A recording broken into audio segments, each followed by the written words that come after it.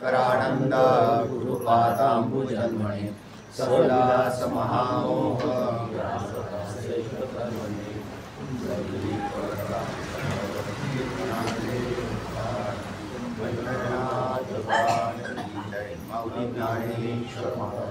जगद्गुरु तुकाराम महाराज की जय, सबसंतन की जय।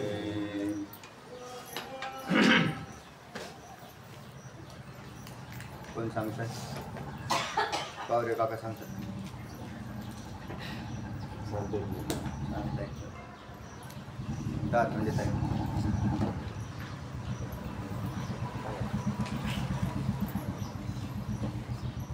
नाही झोपेत आहे. ब्रह्माला ईश्वरत्व पण येत नाही आणि ईश्वरत्व पण येत नाही असं दृष्टांत श्लोक सांगा. ब्रह्माला जीवत्वही नाही व ईश्वरत्वही नाही असं दृष्टांतपूर्वक सांगितलंय. दृष्टांत पुत्र किंवा नातू असा आला आणि तसा इकडं सुद्धा हा एक ईश्वर त्यांनी सृष्टी निर्माण केली, तो पिता झाला आणि त्याचे हे पुत्र झाले, जीववादी पुत्र झाले का नाही? हां, त्याचा आता त्याच्यात याला म्हटलं ब्रह्मदेवाला पिता करावं लागेल, मग पितामह असं होईल, असं ज्ञानेश्वरीमध्ये आलंय ना. किंवा डायरेक्ट जीव आणि ईश्वर असं धरलं तर तो पिता आहे, मी पिता आहे असं म्हटलंयच भगवद्गीतेमध्ये. पितामस्य जगतो माता जाता पिता. चला, तेव्हा दृष्टांत पुत्र पिता, नातवाचा पुत्राचा, आणि इकडे आहे सिद्धांतामध्ये जीव आणि ईश्वर. सांगा. पुत्राक्षायाम न पिता न पितामह तद्वन्नेषो नापि जीव शक्ती कोशा विवक्षणे. म्हणजे पिताही नाही आणि पितामहही नाही. त्या पद्धतीने जसा पुत्रात्मिकांचा विचार कर्तव्य नसता देवदत्त पिताही नाही आणि आजाही नाही. तर आजाही नाही आणि पिताही नाही, याच्यामध्ये आई बी नाही आणि आई बी नाही आणि आजी बी नाही. इकडं आई आणि आजी. तसंच सांगितलं त्यांनी, माया शक्ती आणि अन्नादी कोश विवेक्षण असल्यास ब्रह्म ईश्वर पण नाही, जीव बी नाही, पण ब्रह्म आहे. बरोबर. तर जीव बी नाही आणि ईश्वरही नाही, पण ब्रह्म ब्रह्म आहे. तर तेव्हा त्याच्यात जे शेष आहे शिल्लक राहणारं ते परमतत्व ब्रह्म, त्यालाच आत्मा म्हणतात, तो राहतो. आणि शरीर किंवा उपाधिरूपी असणारे पंचकोश, जे उपाधी धारण करून बसलेला जीव आहे, त्या उपाधी, जीवाची उपाधी काय आणि मायारूपी जीव ईश्वराची उपाधी काय, या दोन्ही उपाध्या वास्तवात नाहीत, तर त्या कल्पित आहेत. कल्पित उपाधीच्याद्वारेच जीव आणि ईश्वर भाव तयार झाले. आणि ब्रह्म जे आहे ते नित्यच आहे. पुत्र नातू यांच्यामुळे म्हणजे जसं एखाद्याला पिता आजा असं म्हणजे संज्ञा प्राप्त होती, तसंच मग माया पंचकोश यांच्यामुळे ब्रह्माला जीव ईश्वर ही संज्ञा प्राप्त होती. बरोबर. मग माया पंचकोश व तद्घटित जग हे सर्वांचाच, म्हणजे जेव्हा ब्रह्म साक्षात्कार होईल तसं त्याचा नाश होतो. मग ब्रह्म साक्षात्कार, तर ब्रह्म साक्षात्काराने त्याचा नाश होतो. नाश होतो म्हणण्यामध्ये नाही, ते अभाव होतो, नाश होतो, बाद होतो, जसं पटेल तसं घ्या.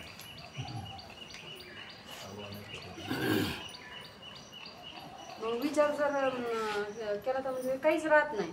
पण स्वातंत्र्य चिदगण ब्रह्माकडे जर ईश्वरत्वामुळे कमीपणा येत नाही, पण त्याच्यामुळे म्हणजे त्याचा नाश झाला, काही झाला, त्याचं कारण संगच करत नाही. कमीपणा का नाही आला? संगच नाही. ब्रह्म स्वरूपाने कुठेच संग झालेला दिसत नाही. मायेशी संग झालेला नाही, अज्ञानाशी संग झालेला नाही, पंचकोशाशी संग झालेला नाही, शुद्ध मायेशी संग झालेला नाही. अशातच संग नाही झालेला. ही संगती आहे. जसं आता संगती काय आहे? माया विशिष्ट परमात्मा. माया कोणती? शुद्ध माया. शुद्ध माया का धरली? आम्हाला त्या ठिकाणची सर्वज्ञता, स्वतंत्रता हे सांगायचं आहे, सर्व शक्तिमानता, म्हणून शुद्ध माया. आणि अशी संगती लावून ईश्वर भावाची उत्पत्ती. तेच अंतःकरण. आता इथे सुद्धा तमगुण प्रधान, हे पंचक अविद्या जी आहे ती तमोश प्रधान, त्याच्यात सुद्धा अंतःकरण म्हणजे मग शुद्ध, तमांशातला शुद्धांश भाग म्हणजे अंतःकरण. आणि त्या अंतःकरणात पडलेला मग कुणाच्या आत्म्याचा आभास, कुठस्थ चैतन्याचा आभास धरायचा आणि मग त्याच्यात जीव भावाची उत्पत्ती, अशी ही संगती आहे केवळ. परंतु आत्मा काय किंवा ब्रह्म काय याच्यापासून काही झालेलंच नाही, याच्या ठिकाणी काही येतही नाही. चला, तसं जर जीव मानला आपण तर मग जगत मानावं लागेल. जगत मानला तर संगती आहे. आता ही जसं आता जीव आहे, जीव आहे असं म्हटलं की मग जीव आहे म्हटलं की पंचकोश आहेत, हे तुम्हाला आम्ही सांगितलं. जीव आहे म्हटलं की 3 शरीर आहेत. 3 शरीराचं कारण अज्ञान आहे. जे भासणार जगत आहे म्हणजे लगेच जगत आहे. हां, पाहुण्यांना घेऊन आले काय?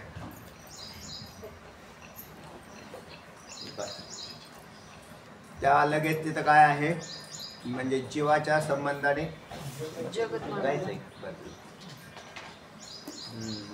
जीव संबंधाने जगत, आणि जगत आलं की जगताचा नियंता आला, कारण त्याचं नियमन करणारा कोण की मग ईश्वर आला. ईश्वर म्हणला माया मानाला. हो, पुढे पुढे सांगितलं का ज्ञाते द्वैतम न विद्यते, म्हणजे त्याला साक्षात्कार झाला की म्हणजे त्याचं ज्ञाते जाणल्यानंतर द्वैत न विद्यते, प्रतीतीला येत नाही, अनुभवाला येत नाही, जाणलं जात नाही. ज्या स्वरूपाचा एकदा अनुभव झाला की द्वैताचा अभाव होतो. जोपर्यंत स्वरूपाला जाणलं नाही तोपर्यंत द्वैत प्रतीती येतेच. पुढे असं गौडपादाचार्यांनी म्हणजे स्वतःच सांगितलं. तर अशा प्रकारे हे आचार्यांचे आजे गुरु यांनी हा विषय प्रतिपादन केलेला आहे. तर गौडपादांच्या कारिका आहे, काय आहेत त्या कारिका, मांडव्य उपनिषद वगैरे या ठिकाणी तुम्हाला त्या कारिका पाहायला मिळतील. उपनिषदांच्या कारिका गौडपादाचार्यांनी केलेल्या आणि त्याच्यामध्ये हा विषय आहे. ज्या मूळ श्रुत्यांच्यावर रचलेले श्लोक, श्रुत्यांच्यावर रचलेले श्लोक आपला 28वा श्लोक आलाय ना गौडपादाचार्य निर्विकल्प.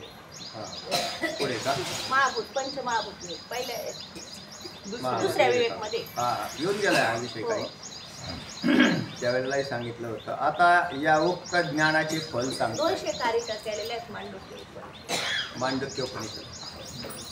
तेव्हा आता या उक्त ज्ञानाचे फल सांगतायत.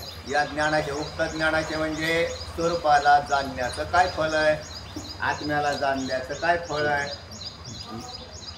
माझ्या स्वरूपाला जाणल्याचं काय फळ आहे, दुसऱ्या भाषेत म्हटलं तर तत्वज्ञानाचं काय फल आहे, अजून म्हटलं तर ब्रह्मज्ञान मिळवा, ब्रह्मज्ञानाचं काय फळ आहे. तर या सगळ्याला ज्ञानच म्हणतात. तत्वज्ञान, ब्रह्मज्ञान, आत्मज्ञान अशा प्रकारचे शब्द येतात. अपरोक्ष ज्ञान, प्रत्यक्ष ज्ञान, तर हे एकार्थवाची असतात. त्याचं फल काय, अर्थात उपसंहार आहे. म्हणजे आता हे प्रकरण जे चालू झालं त्या प्रकरणाचा हा उपसंहार येतो. याच्यामध्ये य एवं ब्रह्म वेदैश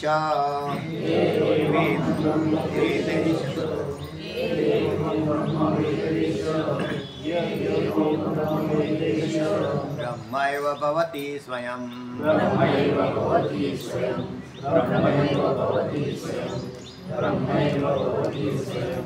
एवं ब्रह्म वेदैश ब्रह्मैव भवति स्वयं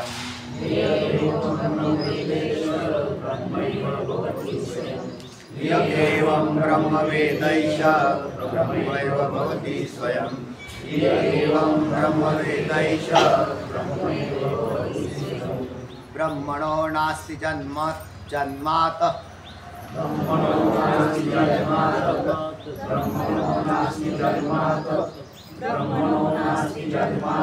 पुनरेष न जायते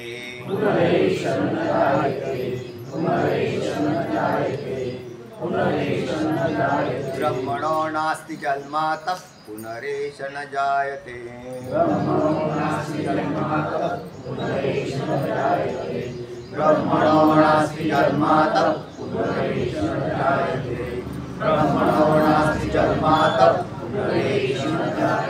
य एवं ब्रह्म वेद एष ब्रह्मैव भवति स्वयं। ब्रह्मणो नास्ति जन्मातः पुनरेष न जायते।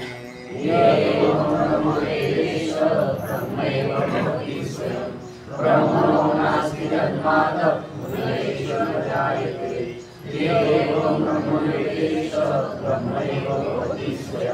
ब्रह्मणो नास्ति जन्मातः पुनरेष न जायते।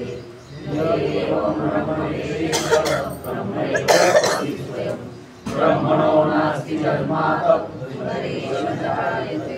यः एवं ब्रह्म वेद एषः ब्रह्म एव भवति स्वयं। ब्रह्मणः न अस्ति जन्मतः पुनरेष न जायते। यः एवं ब्रह्म वेद एषः ब्रह्म एव भवति स्वयं। ब्रह्मणः न अस्ति जन्मतः पुनरेष न जायते। सांगा शिरोळेताई सांगा। यः एवं शिरोळेताई यः एवं ब्रह्म वेद एषः ब्रह्म एव भवति स्वयं। ब्रह्म एव भवति स्वयं। ब्रह्मणः न अस्ति जन्मतः पुनरेष न जायते। यः एवं ब्रह्म वेद एष। यः एवं ब्रह्म वेद वेद म्हणजे जाणणं, ब्रह्माला जाणणं। यः याप्रमाणे आतापर्यंत जो विषय झाला आहे, जो कोणी ब्रह्माला जाणतो, एवं ब्रह्मवेद ब्रह्माचं यथार्थ ज्ञान होतं असं म्हणायचं। एवं येषः स्वयं ब्रह्म एव भवति, तो काय होऊन जातो, तो स्वतःच ब्रह्मच होतो। जो ब्रह्माला जाणतो तो स्वतःच ब्रह्म एव भवति अशी वेदाची श्रुती। ब्रह्म एव भवति अशी मूळची श्रुती आहे। त्या श्रुतीचंच विश्लेषण केलेलं आहे। यः एवं ब्रह्मवेद एषः, तो काय होतो, स्वयं ब्रह्म एव भवति, तो स्वतःच ब्रह्म होतो। म्हणजे तो जाणल्यानंतर तसाच होतो। याला काय प्रामाण्य आहे का? आहे ना। व्यवहारात सुद्धा अनेक उदाहरणं घडतात। जो जसा जाणतो तर तो ज्ञानाचा आकार धारण करून तसाच राहत असतो। असा ते मागे एक श्लोक आला होता. पंचदशीमध्येच एक विषय आलेला आहे। एक म्हणजे जो ब्रह्माला असत म्हणून समजतो तो असतच होतो, म्हणजे असं मागे एक श्लोक आला जो होता. असत जाणतो तो असत होतो, सत म्हणून जाणणारा सत होतो। एक दृष्टांत असा आहे, तेव्हा महाराज तुम्ही आम्हाला नेहमी ध्यान सांगता, ध्यान धारणा करा, पण ध्यान होतच नाही म्हटले, म्हणजे होतच नाही। मग काय म्हणजे कारण देवाचं ध्यानच होत नाही म्हटले। मग तुला देवाचं ध्यान करताना काय स्मरण होतं म्हटले, म्हशीचं। ते माझी आमची काळी म्हैस आहे ना, ती सारखीच पुढे 25वा श्लोक असत ब्रह्म यदि चेत स्वयमेव भविष्यति। हा झालाय ना, आपला विषय झालेला आहे। हा, जो असत म्हणून असणारा असतच बनतो। त्याने ते म्हशीचं ध्यान होतं म्हटलं, मग तो असं कर म्हटले, म्हशीला तरी तू जाणतो ना, मग तू म्हशीचं ध्यान कर। पांडुरंगाचं काय करू, त्याने त्या म्हशीचं ध्यान करायला सुरुवात केली। पण त्याच्या आवडीचा विषय काय होता, आवडीच्या विषयाचं ध्यान होतं। ध्याय येतो विषयानुसा संगस्तेषु पजायते संगात संजायते कामात क्रोधो विजायते। आणि बघा तसा भाग आहे पहा। मग त्याने ते ध्यान करायला गेला, त्याला ध्यान लागलं ना कशाचं, म्हशीचं। ते ध्यान लागलं, ते म्हटले अरे ध्यानातून बाहेर येऊ, बाहेर ये। ते म्हटलं बाहेर कसा काय येऊ, मी आत आहे आणि दरवाजात माझी शिंग गुंतली। कोणाची शिंग गुंतली, ध्यान करणार माझी शिंग कशी आहेत? म्हशीच्या आत मोठी, आणि मी बाहेर कसा येऊ, कारण दरवाजातून शिंगे बसत नाही. आता कोण म्हटला तो ध्यान करणारा तो म्हैस आहे का? आकार धारा तो काहीच नाही, तो त्याला ध्यान कशाचं आहे? हा, असं लागला. माऊली ज्ञानावरायांनी भृंगीचं उदाहरण दिलंय. भाविता कीटकी झाली भृंगी तिया क्रमिले नभ. तुकोबराय म्हणतात तसं. तुकोबरायांनी केलेलं आहे दृष्टांत. ज्या कीटकी भिंगुरटी उरेची उरे आळी वेगळी नोरेची तुका म्हणे आळी न उरे, तुका म्हणे भिंगुर आळी न उरेची जीव. वेगळी न उरेची तेव्हा वेगळी आठवण येतं तो सांगतो. का म्हणे आळी नवऱ्याची वेगळी. उरेची उरे वेगळी. वेगळी तेव्हा त्या याच्यामध्ये मातीचं घर करते, त्याच्यात आळ्या आणून ठेवते. आणि अशा आळ्या आणून ठेवल्यात, त्याच्यात आळ्या अशा वळवळ करतात, वरून मातीचं राहतं. त्याला बाहेर नाही येता येत, तिने पॅक केलेलं असते. पण ते तिने अशा ठराविक ठरलेल्या जागेतून ती काय करते, आळीला अशी डंक मारत राहत ती भिंगुरटी. आणि त्याला डंक मारले की तिला त्रास होतो. तिला म्हणजे ते सारखं कोणाचं ध्यान करते ती?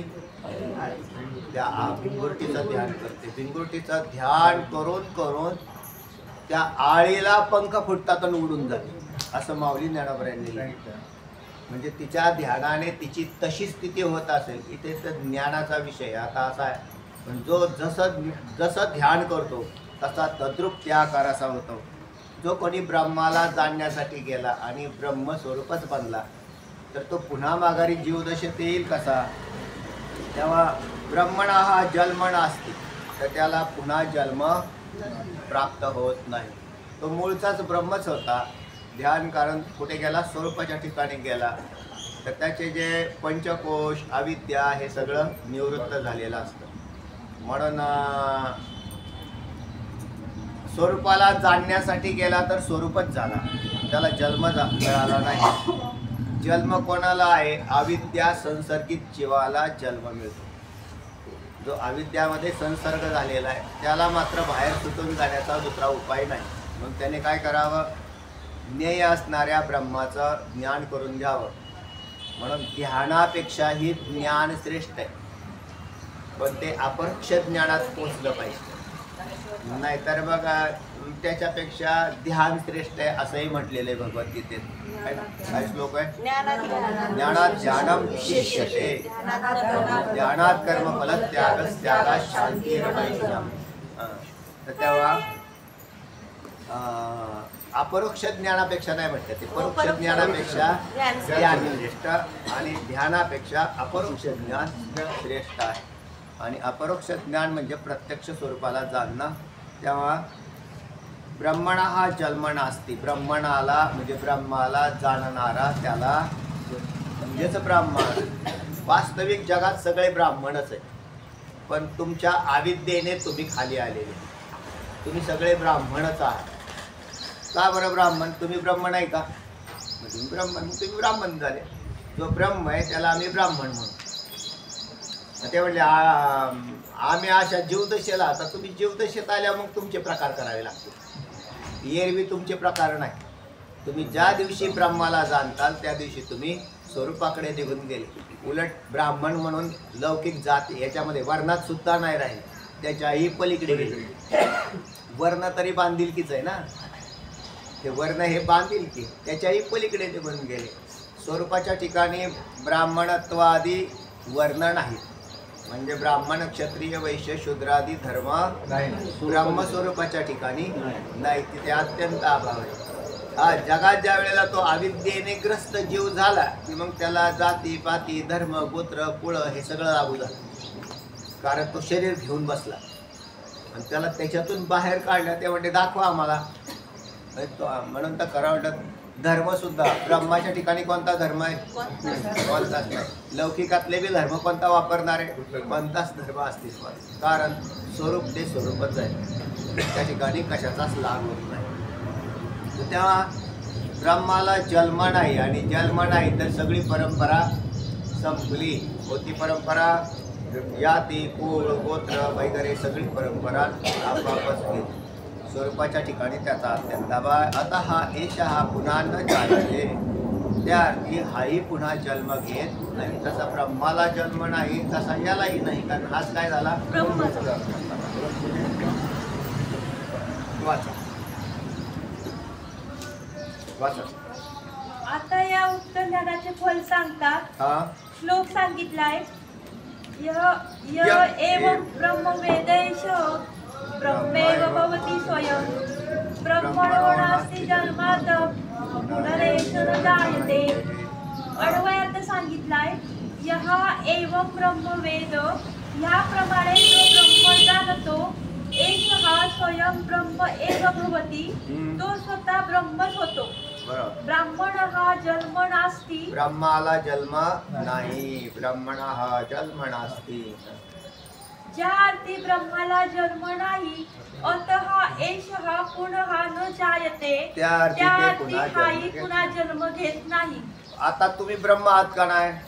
हा, मग तुमचा जन्म का मिळाला तुम्हाला? तर तुम्ही स्वतःला ब्रह्म मानत नाही, स्वतःला ब्रह्म म्हणून जाणत नाही. म्हणून ब्रह्म नाही असं नाही, पण ते जाणतच नाही म्हणून जन्म आला. तुम्ही ज्या दिवशी जाणलं त्या दिवशी जन्म परंपरा संपली, पुन्हा जन्म घेणे नाही.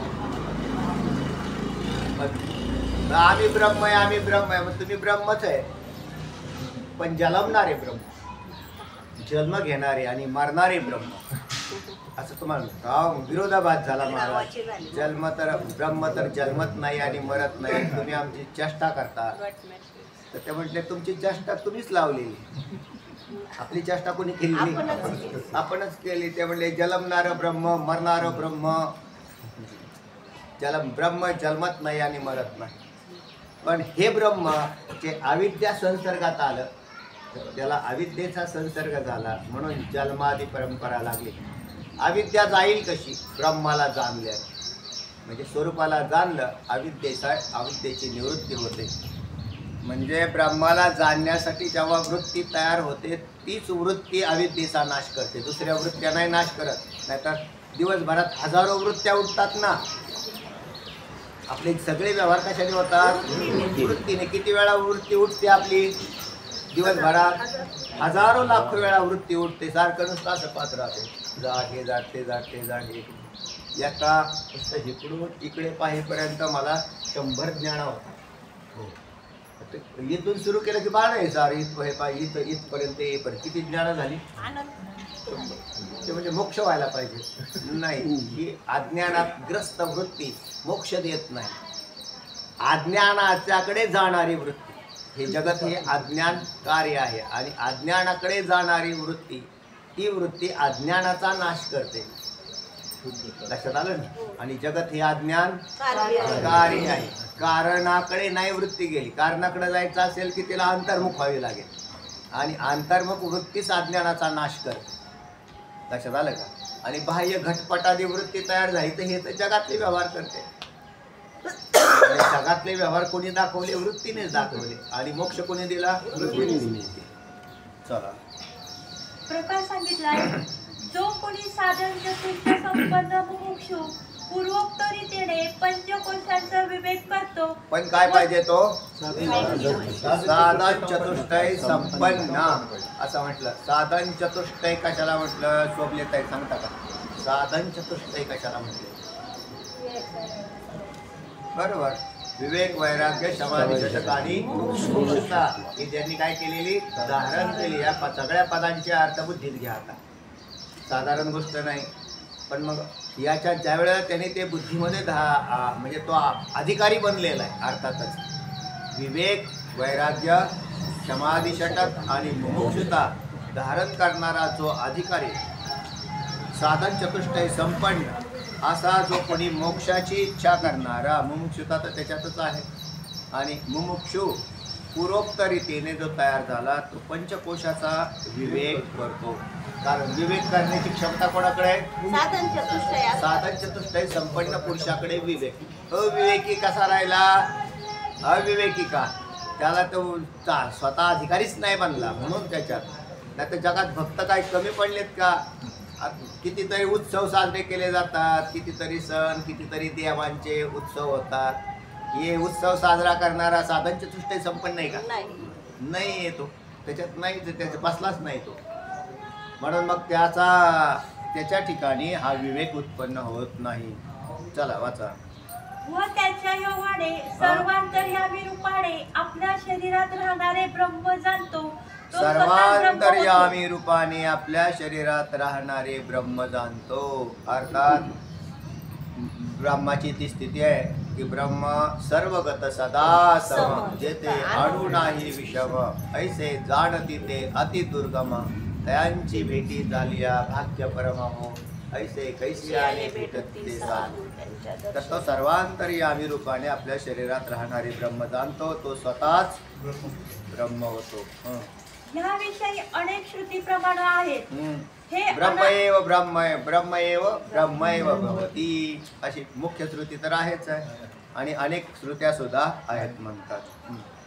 हे अनादि म्हणजे जन्मरहित असल्यामुळे व हा मुमुक्षु ब्रह्म साक्षात्काराने तद्रूप झाल्यामुळे पुन्हा जन्मास येत नाही. पहा याचं कारण का दिली की हे अनादि ब्रह्म कसं आहे? अनादि. जीव कसा आहे? अनादीच आहे. मग तो अनादि कालापासून अविद्येच्या संसर्गात कधी आला आम्हाला माहित नाही. आम्ही अनादि म्हणून टाकतो. जगात विश्वामध्ये एकच पदार्थ अनादि, त्याला ब्रह्म म्हणतात.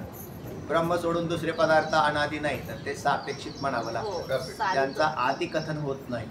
माया सुद्धा अस्तित्वात नाही. शांत जे जे पदार्थ शांत असतात त्यांची उत्पत्ती केव्हा झाली हे कथन होऊ शकत नाही. म्हणून अनादित्व आलं. आणि ब्रह्म उत्पत्ती सांगता येत नाही म्हणून अनादि आहे असं नाही. कारण ते मूळच अनादि अनादि आणि अनंत, त्याचा बाद केव्हाच होत नाही. उलट जो ब्रह्माला जाणतो तो ब्रह्म होतो. म्हणजेच तो मूळचा ब्रह्म असला पाहिजे.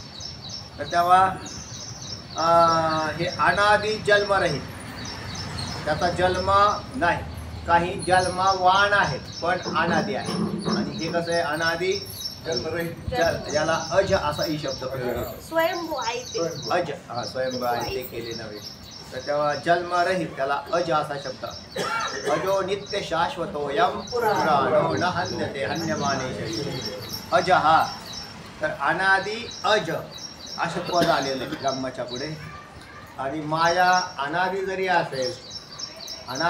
असेल तरी तिचा जन्मच झाला नाही असं म्हणता येणार नाही. तर ती जीव आणि ईश सापेक्षित धरावी लागेल.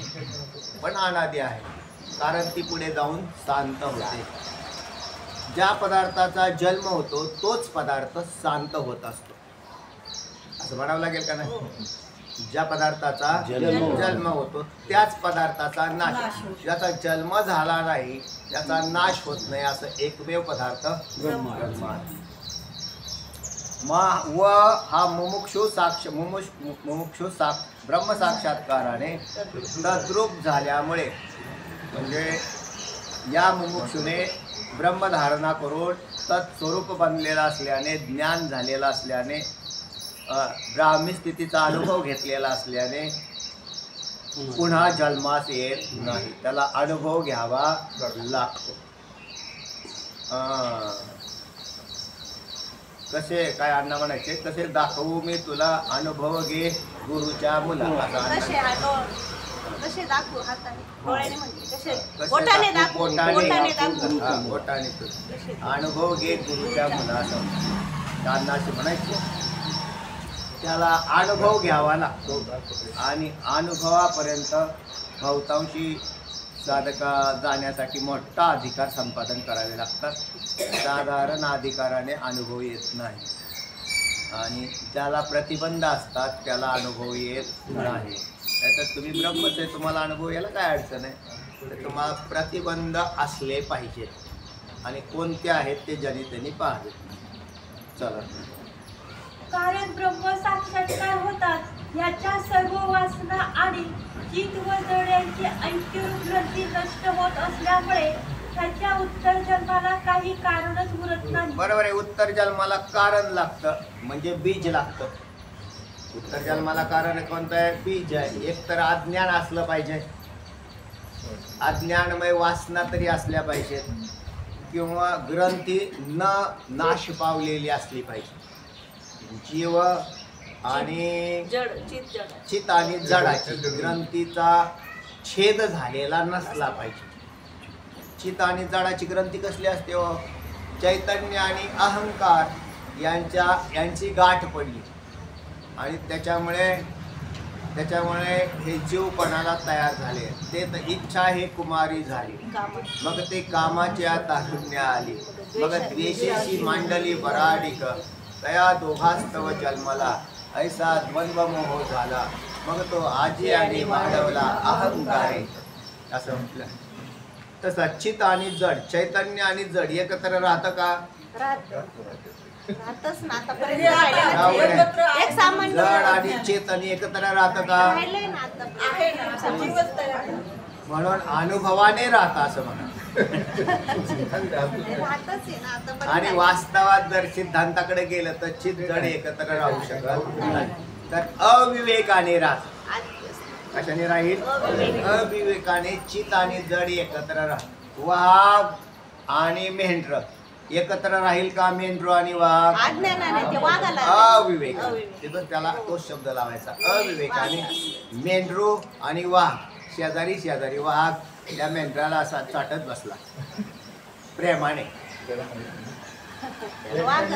स्वतःचा वाग. जड म्हणण्याचं जडाचा अर्थ काय आहे? जड याचा अर्थ आहे जे उत्पन्न झालेला पदार्थ आहे, है ना? जो स्वतःलाही जाणत नाही आणि दुसऱ्यालाही जाणत नाही, त्याचं नाव जड असं केलेलं आहे. आणि चेतन काय आहे? ज्ञान स्वरूप आहे. नाही, आता या ठिकाणी आपण ह्याचा विचार करतो. जड आणि आत्मसाक्षात्कार किंवा ब्रह्म. हा? आता काय काय काय आत्मसाक्षात्काराचा विचार करतो हा, ना हा, आपण. हा. तर त्याच्यामध्ये एक शब्द आलेला आहे. आत्मसाक्षात्कार ह्याला तर होणार नाही कोणाला. दगड जडाला तर त्या जडाला तर नाही. बरोबर. या ठिकाणी हा जड शब्दाचा अर्थ जीवाला जड म्हटलेलं. जीव अंतःकरण. जे चैतन्य जड स्वरूपाला अविवेकाने प्राप्त झालं. चैतन्य जड आहे का? नाही. नाही. अविवेकाने प्राप्त झालं. कसा वाघ मेंढराबरोबर राहतो का? अविवेक. नाही राहत. दृष्टांतामधला वाघ मेंढराबरोबर नाही राहत, पण अविवेक झाला तर राहू शकतो. ते पाठीमागे एक पेपरमध्ये आलं होतं. त्या वाघाला पकडायसाठी त्यांनी शेळी ते करडू आतमध्ये ठेवलं, तर ते करडू आणि वाघ त्यांनी खाल्लं नाही, तर तो वाघ धडपड करत होता बाहेर जायला. त्याच्या लक्षात आलं की आपल्याला, म्हणून त्याचं लक्ष कशावर नाही गेलं? करडावर. शेजारी असून त्याला ते खायना, कारण त्याला बाहेर जायची ओढ लागली. असं होऊ शकतं.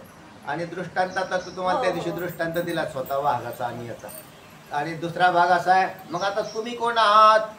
तर वाघच आहात, म्हणजे चेतन स्वरूपात. तुम्ही जड आहेत का? नाही. अविवेकाने जडाला प्राप्त झाले का नाही? अंतःकरण पण जडच आहे. त्या अंतःकरणामध्येच, अंतःकरणालाच काय म्हटलंय? अहंकार आणि चैतन्य यांची गाठ पडली. माऊली ज्ञानोबराय काय म्हणतात? अहंकाराची आणि कोणाची गाठ पडली? चैतन्य. अहंकार कुठे राहतो? अंतःकरण. अंतःकरण चतुष्टय कोणतं? अंतःकरण चतुष्टय कोणतं? चतुष्टय मन बुद्धी चित्त. बरं.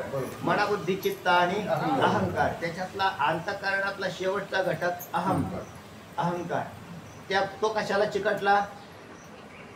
त्या अहंकारच जडच आहे मूळचा. आणि तो अहंकार प्रकाशित कोणी केलाय? चैतन्य. त्या प्रकाशित चैतन्याने कोणाचं तादात्म्य केलं? अहंकाराचं. आणि चित आणि जडाची गाठ तयार झाली. जो आतापर्यंत जो आपण आत्मसाक्षात्काराच्या अगोदर चैतन्य म्हणजे चिदाभास, चैतन्य आणि अंतःकरण, जे पूर्वीचं अंतःकरण कशामुळे निर्माण झालं? तर पूर्वीच्या वासनामुळं किंवा अज्ञानामुळे त्याच्यामुळे झालं. आणि त्यांची जी काय एकत्रित राहत होते त्यालाच गाठ सुटली. असं सुटली तर ज्ञान म्हणायचं, नाही सुटली तर आत्मसाक्षात्कार झाल्यानंतर बिलकुल असली असं त्यालाच असं म्हटलंय विद्यते हृदय हृदय ग्रंथी छिद्यन्ते सर्व संशयः क्षयन्ते चास्य कर्माणि तस्मिन् दृष्टे परावरे. याच्यातच श्लोक आलेला आहे.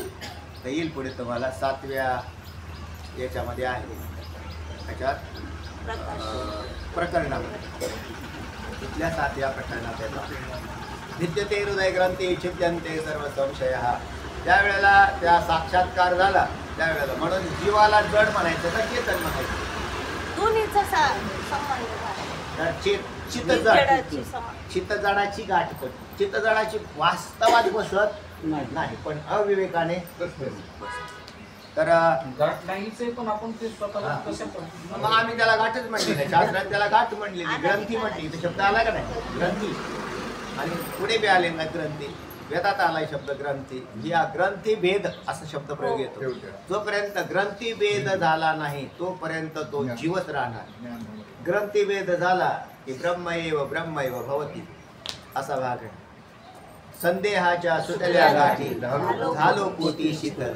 तुकोबराय म्हणतात संदेहाच्या सुटल्या, आमच्या चित्तांच्या गाठी होत्या त्या नाश पावल्या. झालो कोटी शीतल, आता आम्ही शीतल झालं. तुकोबऱ्यांची भाषा आहे. ब्रह्म झालो असं नाही म्हणत.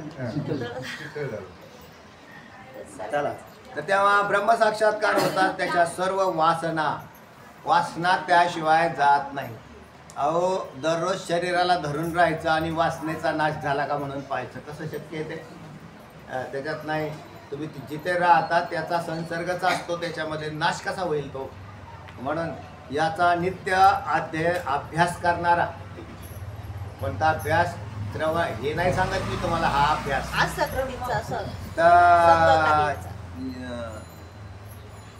ब्रह्म जाणण्याचा अभ्यास करणारा, निधिध्यासन आणि तत्वम पदार्थ शोधन करणारा, त्याच्या वासना नाश पावतील किंवा हळूहळू नष्ट होण्याच्या प्रक्रियेला तरी लागेल. तेव्हा वासना आणि चित व जड किंवा सर्व वासना आणि चित व जड यांची ऐक्यरूप ग्रंथी नष्ट होत असल्यामुळे ह्याच्या उत्तर जन्माला काही कारण राहिलं नाही. वासनाही नाही राहिली आणि ग्रंथीही नाही राहिली, अज्ञान नाही राहिली. पुढं कारणापासून कार्य कधी होत नाही. बिलकुल नाही. काही कारण नसताना कार्य कसं घडल? आणि आता जे जीव कार्यरूपाला प्राप्त झाले त्यांचं कारण मानावं लागतं. आपल्याला कारण मानावं लागलं का नाही? आपलं कारण काय झालं? अज्ञान, अविवेक, ग्रंथी, हे सगळं काम बीज आहे. त्याच्यातच वासना, याला बीज असं म्हटलं. वासनेला बीज केलं. चला, तस्मात ब्रह्मज्ञानी ब्रह्मरूप होतो व त्याला पुनर्जन्म नाही, ही गोष्ट सिद्ध झाली. बरोबर आहे. तस्मात अर्थात ब्रह्मज्ञानी ब्रह्मरूप होतो. ब्रह्मज्ञानी याचा अर्थ ब्रह्माला जाणणारा. आणि हे कसं जाणलं जाईल? तर निधिध्यासन आणि तत्वम पदार्थ शोधनाच्या द्वारे ब्रह्मरूप होतो व त्याला जप. आता इथे 2 गोष्टी घडतात, श्रवण आणि मनन हे पाठात घडतं, पण निधिध्यासन आणि तत्वम पदार्थ शोधन हे वैयक्तिक अधिकाऱ्याचं काम आहे. त्याने आपापलं करावं. आणि जो करणार नाही तर तो ब्रह्म होणार, ब्रह्मस्वरूपाकडे जाणार नाही. तो श्रवण केलं, मननही केलं तर उत्कृष्ट तुम्हाला सांगता येऊ शकतो. हा विषय सांगण्यासाठी तुम्हाला फार चांगला होऊ शकतो. ज्याचं मनन झालं त्याला सांगता येतं, श्रवण झालं त्याला कळू शकतं. मनन करणाऱ्याला सांगता बी येईल, पण निधिध्यासन आणि तत्वपदार्थ शोधन करणाराच अनुभव घेतो. आणि हा विषय त्याच्यामध्ये जवळपास येतच नाही. म्हणजे त्याच्यामध्ये शब्दाचं विश्लेषण म्हणजे काय, अनुभव थोडाच असतो त्या. तर तेव्हा मग त्याने काय करायला पाहिजे?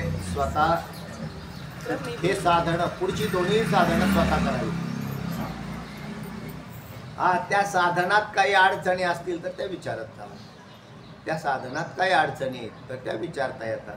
पण किंवा त्या इथे बी चालता बी बऱ्याचसा विषय येऊन गेलेला असतो त्यात. पण त्याने ते जर केलंच नाही, स्वयंपाक केला पण जेवलाच नाही.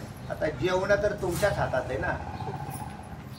स्वयंपाक करण्यामध्ये ठीक आहे, बाहेरच्यांचं सहकार्य आहे, पण जेवण्यामध्ये तर नेहमी एक दृष्टांत सांगितला जातो. एक सनई वादक होता आणि त्या सनई वादन करणाऱ्या जे त्याचा जो बाप होता तो अगदी सुंदर असा सनई वादक होता. पण त्याची इच्छा होती आपल्या मुलाने आपल्याकडून ही कला शिकावी. तर त्याचं लक्षच नाही त्याच्याकडं. त्याचं लक्ष नाही. त्याला सांगून कंटाळा सगळं झालं. अरे म्हटले याच्यासारखी सुंदर कला किती आनंद आहे याच्यात. तुझं बी भागल चांगलं राहील, आपला नाव लौकिक राहील. तो काय ऐकणार. शेवटी त्याच्या वडिलांनी असा थोडेसे तब्येतीने चांगला होता असा धरला असाच खाली पाडला त्या पोराला. पाडल्यावर ती सनई घेतली आणि त्याच्यात तोंडात अशी वाजव सनई. ते वाजव सनई म्हटल्यावर तिथे म्हटलं पिताश्री तुमचं काम तुमचं पूर्ण झाले. वाजवायची का नाही वाजवायची पूर्णतः माझ्यावर अवलंबून. तुम्ही काहीच करू शकत नाही. बरोबर आहे का नाही. तसं पाठ सांगणं, ऐकणं, मनन करणं किंवा प्रवचन करणं, कीर्तन करणं इथपर्यंत हे सगळं वरचेवर झालं. हा, पण पुढची मुख्य भाग आहे तो तसाच राहिलेला आहे.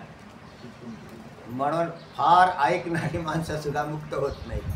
कारण ते पुढं काही करतच नाही. त्याच्या पुढे जे करायला पाहिजे ते काहीच करत नाही. म्हणजे सांगणारे तर उताड आलाय त्याला किती बी सांगत बसले.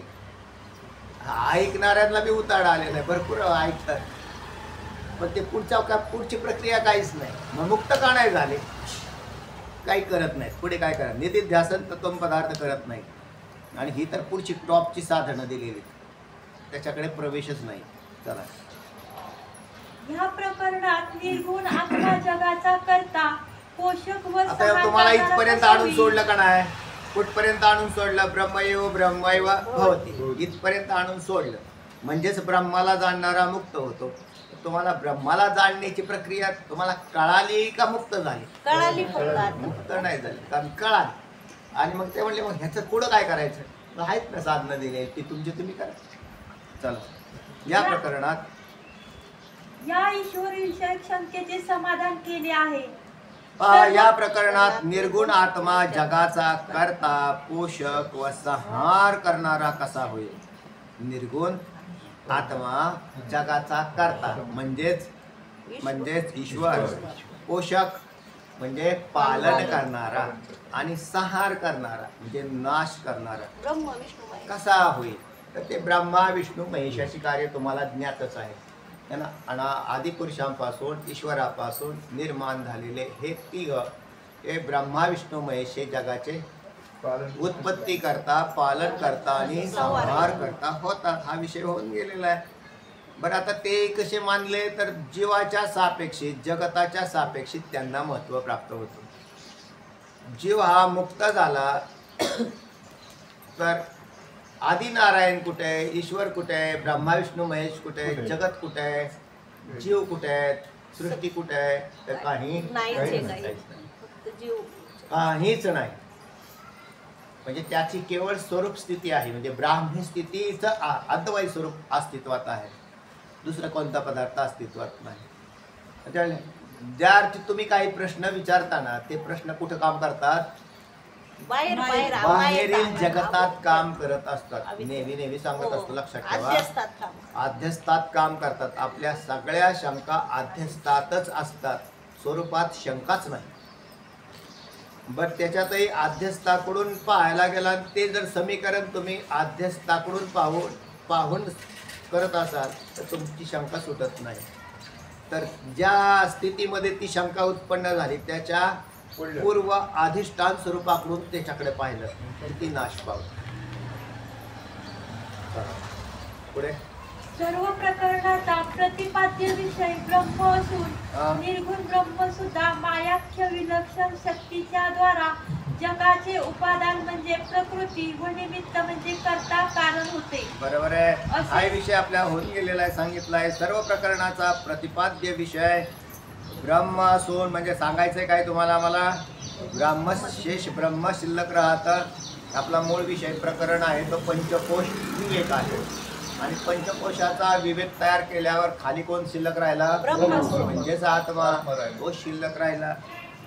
आणि असे 6 प्रकारच्या तात्पर्य लिंगाने सिद्ध होते. सर्व प्रकरणाचा प्रतिपाद्य विषय ब्रह्म असून निर्गुण ब्रह्म सुद्धा मायाख्य विलक्षण शक्तीच्या द्वारा जगाचे उपादान, बरोबर ना? माया ही या विश्वाचा निमित्त उपादान कारण आहे, परिणामी उपादान कारण आहे. माया ही या जगाचं परिणामी उपादान कारण आहे. आणि चैतन्य याला विवर्त केलेले शास्त्रामध्ये, चैतन्याला विवर्त केलं. चैतन्याचा विवर्त. आता मग त्याच्यात माया जरी उपादान कारणात परिणामी उपादान कारण धरलं तरी त्याच्यात पुन्हा ईश्वर भाव म्हणजे ईश्वर भाव निर्माण करून काढता निमित्त कारणत्व हे आलं त्याला. मायेला परत उपादानत्व आणि ईश्वराला निमित्त कारणत्व म्हणून त्याच्यातही परत अभिन्न निमित्त उपादान कारण ईश्वर झाला. आता दोनदा उपादान कसं काय आलं तर जड प्रकृती ही उपादान कारण नाही, तर चेतन प्रकृती ही उपादान कारणत्वात घेतलेली.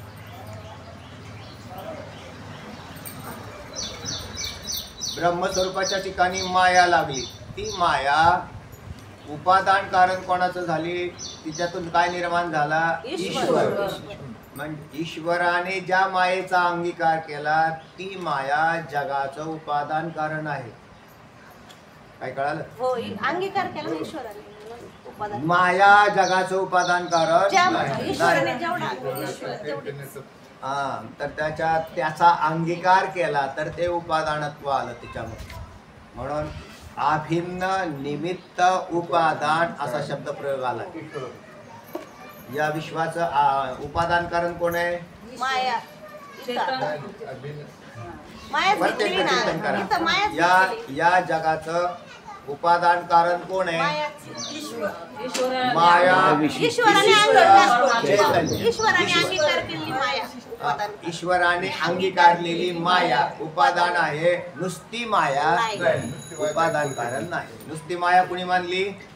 सांख्यांनी मांडली आणि वेदांत्यांनी ती तशी मानलेली नाही. हे लक्षात ठेवा. हा, म्हणजे ईश्वराने अंगीकारलेली मायेमध्ये काय झालं? नियंत्रण आलेलं आहे. अनियंत्रित माया नाही, ती नियंत्रित माया आहे आणि ती ईश्वर. म्हणून पती जन्माला माझे मायेकडून पाहिलं तर मायेत त्याचा, पण मी झाली तयाची नवरी. तर पती जन्माला माझे उदरी तर ती माया वेगळी आणि मी झाली तयाची नवरी ती माया वेगळी. नवरी झालेली माया जगाचं उपादान कारण आहे. संघ केला ईश्वराची, अंगीकारले त्याला.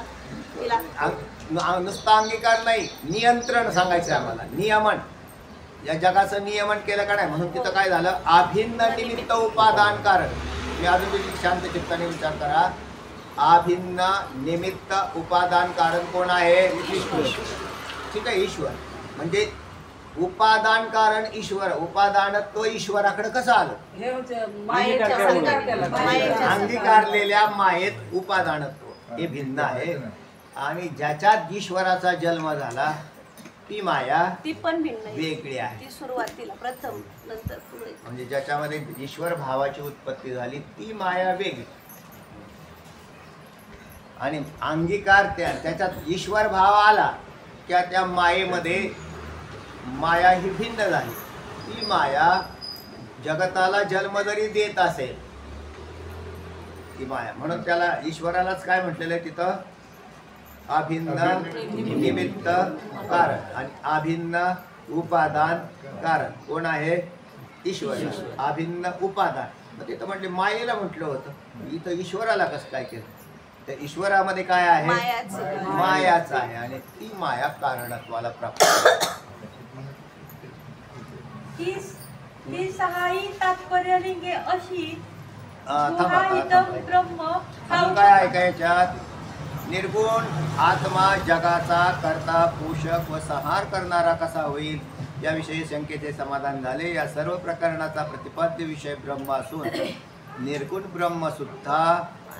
ब्रह्मसुद्धा मायाख्य विलक्षण शक्तीच्या द्वारा जगाचे उपादान म्हणजेच प्रकृती व निमित्त म्हणजे कर्ता असे कारण होते. असे 6 प्रकरणाच्या तात्पर्य लिंग प्रकारच्या 6 प्रकारच्या माझ्याकडे प्रकारच्याच तुमच्याकडे काय आहे? प्रकारच्या बरोबर आहे ना मग प्रकरणाच्या हा, ते नाही. 6 प्रकार लिंग 6 नाहीत का बरोबर आहे ते वाचताना प्रकरणाच्या सांगतो पहिले. प्रकरण नाही प्रकारच्या तात्पर्य लिंगाने सिद्ध होते तर 6 लिंग कोणती उपक्रम उपसंहार श्लोक सांगा साका श्लोक सांगा नाही मावशी सांगते सांगा बरं लक्ष द्यायचं सांगा बरं कृष्ण मावशी श्लोक आठवत नाही कोण सांगताय श्लोक सोनवणे ताई सांगतात का श्लोक नाही माहिती गायकवाड ताई सांगा येऊन गेलाय का नाही कोण गेलो पाठ गेलाय पाठ बी केलेला आहे मागचं कोण सांगताय काढ घेताय सांगतात का ऐक पाठ मस्के ताई दगड ताई शिरळे ताई मागच्या शिंदे ताई दुसारी मावशी वावरे ताई हा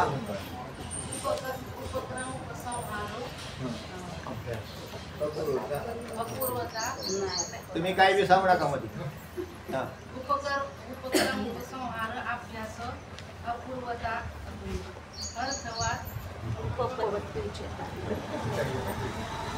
खाल्ली लिहिलेला आहे का सांगा शोभेताई सांगा दातोंडे ताई उपसंहार अभ्यास अपूर्वता अर्थवाद उपपत्तीचे तात्पर्य लिंगम तात्पर्य निर्णय हा तर येऊन गेलाय पहा म्हटलं होतं तुम्हाला तर तेव्हा पुढचं वाचन करून येत जा म्हणजे तुमच्या तुम्हाला लक्षात येत जाईल की पुढे काय विचारतील मी काय विचारणार आहे लक्षात आलं पाहिजे तर उपक्रम उपसंहारो अभ्यास अपूर्वता फलम अर्थवाद उपपत्तीच्या लिंगम तात्पर्य निर्णय हा याच्यात 6 लिंगांचा विचार केला या लिंगांना धरून काय केला जातो विचार केला जातो कशाचा शास्त्राचा प्रकरणाचा अभंगाचा उपक्रम उपसंहार अभ्यास अपूर्वता श्लोक बी आहे त्याचा एक श्लोक कुठे आहे तो विचार सागर मध्ये वृत्ती प्रभाकर मध्ये पण आहे वृत्ती प्रभाकर याच्यातच आहे ना आहे याच्यातले आलेले आहे. प्रत्येक ग्रंथामध्ये असतो पण तो कुठेतरी असं विचार करून आला. हं. तर तेव्हा बरं वाचा चला ही 6 तात्पर्यलिंग अशी आहेत हं. की गुहाहितम ब्रह्म हा उपक्रम सांगितलेला बरोबर आहे. हा उपक्रम पहिला उपक्रम श्लोक आणि आहे. उपसंहार हे 2 लिंग नसून एकाच लिंग आहे हे लक्षात ठेवा उपक्रम आणि उपसंहार हे एकच लिंग आहे सुरुवात आणि पण शेवट. उपक्रम या पदाचा अर्थ सुरुवात असा होतो आणि उपसंहार या पदाचा अर्थ शेवट होतो. जसं मी तुम्हाला नेहमी सांगत असतो जसा एखादा व्याख्यान करणारा पुरुष असेल आणि व्याख्यान करत्या पुरुषाला हे लक्षात ठेवावं लागतं की आपण सुरुवात कुठून केली म्हणजे कोणता मुद्दा मांडला आणि त्याचा उपसंहार शेवट कशात केला सुरुवातीला दुसरंच सांगितलं आणि शेवटाला तिसरंच सांगून गेला तर त्याला वक्ता म्हणत नाही मग त्या वाक्याला हे लहान ठेवावं लागतं की त्याने उपक्रम केलेला तोच सिद्ध केलेला आहे का आणि शेवटला त्याची सिद्धी करून तो कसा श्रेष्ठ आहे हे सांगायला पाहिजे म्हणजे होय सांगितलं तिथं शेवटला आणखीन जावं आणि उपक्रमाचा उपसंहार करून टाकला तर आता इथे पहिल्या श्लोकात जो उपसंहार केलेला आहे गुहाहितम ब्रह्म हे पहिला श्लोक आहे पहा वाचायचंय का? जास्त वेळ लागेल तरी वाचा चला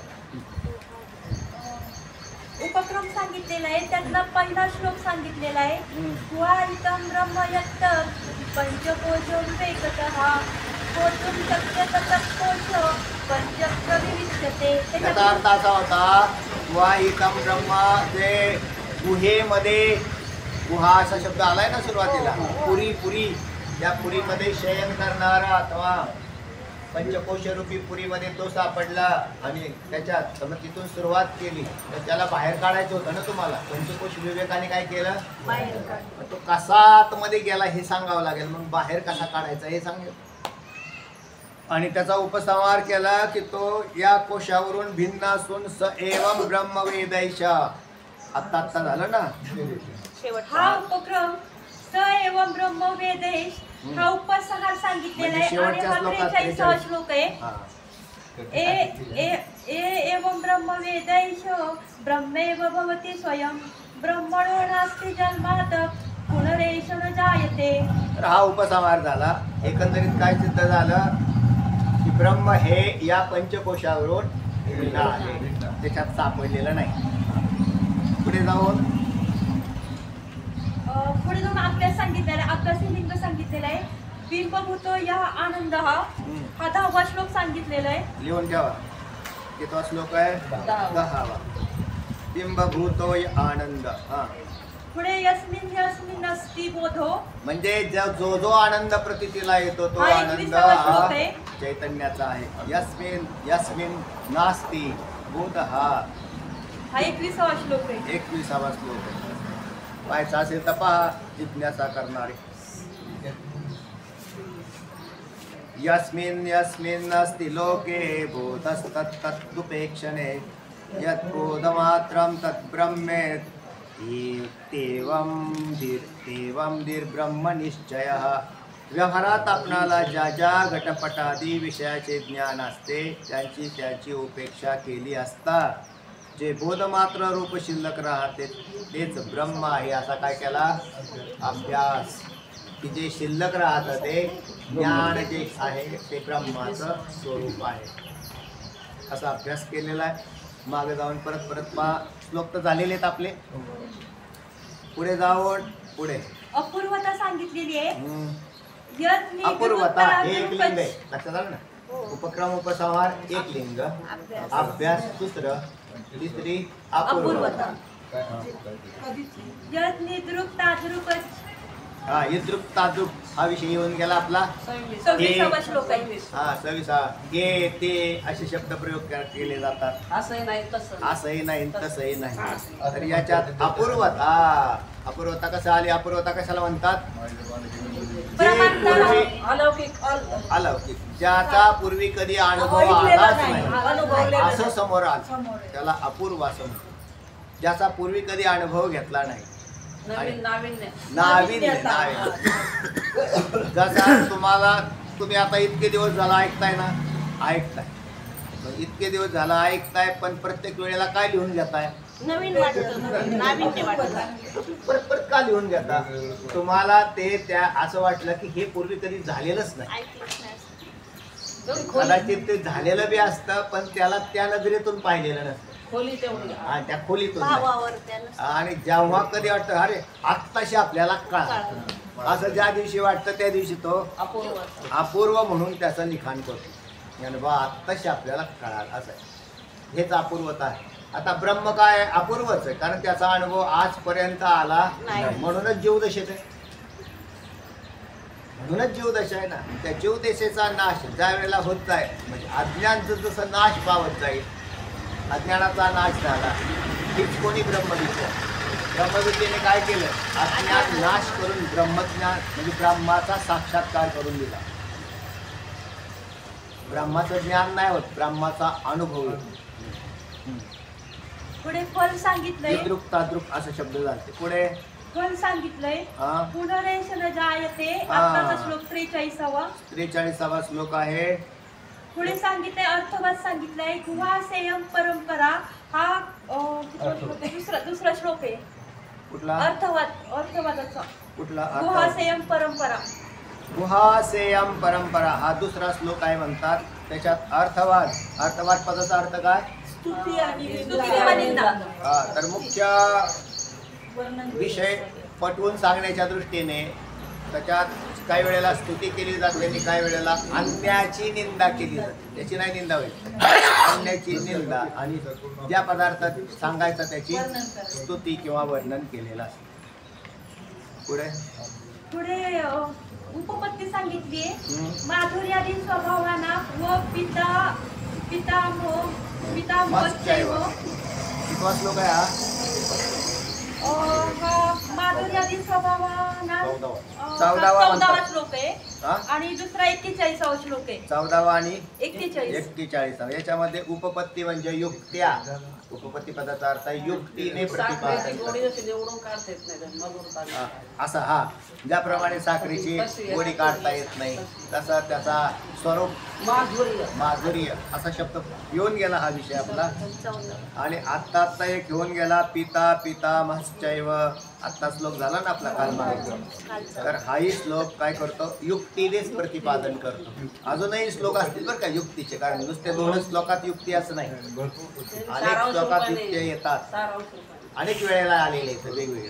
पुढे यावरून अखंड ब्रह्माचाच निश्चय होत असून ते ब्रह्म मायेमुळे ईश्वर जीव व जगत कसे होते हेही सुचवले आहे. अशा प्रकारचा आपलाही उपसंहार झाला या पंचकोश विवेकाचा. इति पंचदशाम पंचकोश विवेक हा. तर त्या सद्गुरूंच्या कृपेने तिसरं प्रकरण जे आहे विवेकाच्या 5 प्रकरणातलं 3रं प्रकरण संपलं. आता 4थ्या प्रकरणाचा प्रारंभ होतो. वाचा. 4थं प्रकरण सुरू झालंय द्वैत विवेक हा. पहिल्या प्रकरणात सामान्यपणे तत्वाचा विचार केला. पहिल्या प्रकरणात कशाचा विचार झाला? तत्वाचा विचार झाला. मासार्धयुग कल्पेषु गता गामीश्वनेकदा नोदेति नस्तमेत्ते का संविदेशा स्वयंप्रभा. तर याला म्हणतात तत्व. तत्व म्हणजे आत्मा. त्याविषयी विचार केला की मास युग कल्प किती बदलले तरी जे बदलत नाही ते परम तत्व स्वयं असं संवित कधी त्या ज्ञानाला संवित असं केलेलं आणि त्याचा कधी बदलत नाही. मग महिने युग कल्प बदलतात पण चैतन्यात कुठेच फरक नाही. पूर्वी जसं होतं तसंच आहे, त्याच्यात काही नाही. तर त्या मासाब्दयुग कल्पेशु आणि त्याचं ज्ञान कसं होतं हे सांगताना एक श्लोक सुंदर आला होता. त्याच्यातला नद्याम कीटा यावर्ता दावर्ता अनांतरमाशुते प्रजंतो जन्मनो जन्म लभन्ते नैव निवृत्तिं. झालं का गाणे ताई आहे का पाठ? तरुछाया तो पण आहे. हा तिथं त्या खाली आलेला तीर्थ तरुछाया. तेव्हा नद्याम कीटा या अध्यात्रुवर्ग मध्यस्थम. त्या आत्म्याचं ज्ञान का होत नाही तर ते विशेषत्वाने ज्या वेळेला तत्व जाणलं जातं. अध्यात्रुवर्ग मध्यस्थम पुत्राध्ययन शब्दवत. जसा क्लास चालू असेल आणि बाहेर त्याचा पिता ऐकत असेल, सगळ्यांना एका स्वरात कविता म्हणायला लावली किंवा मंत्र उच्चारायला लावला तर त्या पित्याला बाहेर भिंतीच्या पलीकडे उभे असलेल्या पित्याला आपल्या पुत्राचा आवाज ऐकायला येतो का? हा विषय आलेला आहे त्याच्यामध्ये. तसाच जो कोणी विशेषत्वाने आत्म्याला जाणतो, सामान्यत्वाने तर आम्हाला ओळखला आम्ही आनंद अस्ति भाती प्रिय हे तर दिसतच आहे, पण विशेष ज्ञान होत म्हणून विशेष ज्ञानाची गरज सांगितली होती. पुढे जाऊन पंचभूत विवेक वाचा. नंतर शुद्ध व एक अशा ब्रह्मापासून केवळ भ्रमाने उत्पन्न झालेल्या सूक्ष्म व स्थूल भूतांविषयी विवेचन केले. आणि आता ह्या व्यक्तिरूपाने म्हणजे दुसऱ्या ह्याच्यात केलेलं विश्लेषण. दुसरा जो कोणता होता? महाभूत वेग. पृथ्वी आप तेज वायू आकाश या पंचमहाभूतांनी पंचमहाभूतांचं कार्य म्हणजे स्थूल पंचमहाभूतांचं कार्य आणि सूक्ष्म पंचमहाभूतांचं कार्य जीवांची शरीर हा विचार प्रतिपादन केलाय.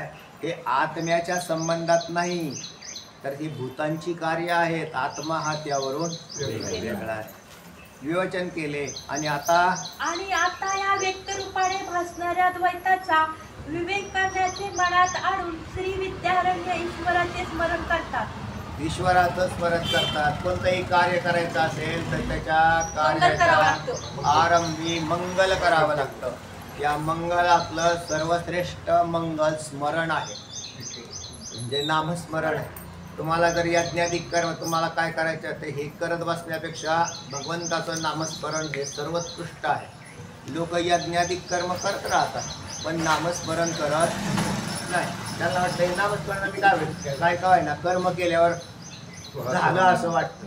म्हणजे प्रसाद दिला, प्रसाद वाटला, मग लोकांना म्हणजे मग बरोबर झालं, पूजा झाली. आणि नामस्मरण केल्यावर ते म्हणजे काय पूजा बिजा नाही झाली अजून, म्हणजे अजून आम्ही काही सकाळपासून पूजा केली नाही. आणि मग ना आम्ही नामस्मरण केलं पण पूजा केली पूजा झाली, मोठी महापूजा झाली. कारण लोकांचा श्रद्धा भाव कशावर आहे? क्रियेवर कर्दळीची खुंट आणली, चौरंगाला लावली, त्याची पूजा केली, पूजा म्हणजे पूजा झाली. आणि त्यात नामस्मरण नाही झालं, नामस्मरण त्याच्यापेक्षा भारी आहे, पण हे डोक्यात बसतच नाही. है ना? देवाचं नामस्मरण करावं का नाही, पूजा करायची तर करत राहा, तुम्हाला लोकांना प्रसाद वाटायचा आहे. पण खरी पूजा काय आहे? नामस्मरण. व ते करीत असताना चौथ्या प्रकरणाचा विषय काय आहे ते सुचवितात. बरोबर. तर आता या चौथ्या प्रकरणात द्वैत विवेक आहे. मागचा जो झाला तर महाभूत आपला पंचकोश विवेक, आणि पंचकोश विवेकात सुद्धा हे पंचकोश कशापासून झालेले तर अज्ञान कार्य, त्यांचाही विवेक केलेला आहे. आता हे चौथं प्रकरण द्वैत विवेकात जे प्रतीतेला येणारा हा काय द्वैत रूपाने उभा राहिलेला असतो, याचा विवेक बुद्धीमध्ये व्हावा लागतो. तो विवेक या प्रकरणाच्या द्वारे निर्माण करण्याचा विद्यारण्य स्वामींचा विचार आहे. म्हणून ईश्वराचं स्मरण करतात. कुंडलीकवरदा हरिस्थळ श्री नामदेव तुकाराम पंढरीनाथ भगवान की जय.